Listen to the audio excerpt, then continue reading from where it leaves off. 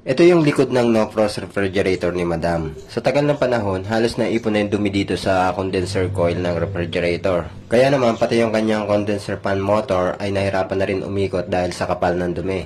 Na nagresulta sa pagtaas ng temperature dito sa ating condenser coil at sa ating compressor. Na nakaapekto naman sa ating IPM o yung tinatawag na inverter board na siya ring nagpapagana sa ating compressor. Lagi po natin pinapaalala na sa mga gantong design na refrigerator, pwede nyo po siyang linisin paminsan-minsan para maiwasan po yung ganitong problema. Lalo na kapag mga ganitong branded na refrigerator, pumapalo yung kanyang compressor sa halagang 12,000 pababa at yung kanya namang inverter board ay nasa 8,000 pababa.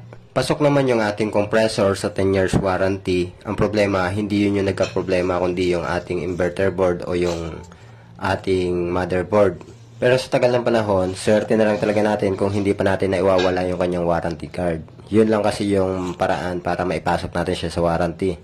Siyempre, chinek up na rin natin yung ibang parts kung okay pa ba.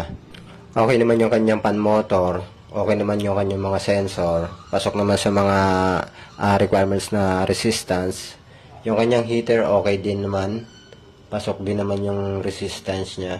Sa ngayon, ito lang yung nakikita natin na kailangan na talagang palitan yung kanyang inverter board na nagkaroon ng 6 blinks at gagana na muli yung ating refrigerator. At makalipas ngayong ilang araw pagkatapos natin i-order yung inverter board at eto na isalpak na natin yung kanyang board.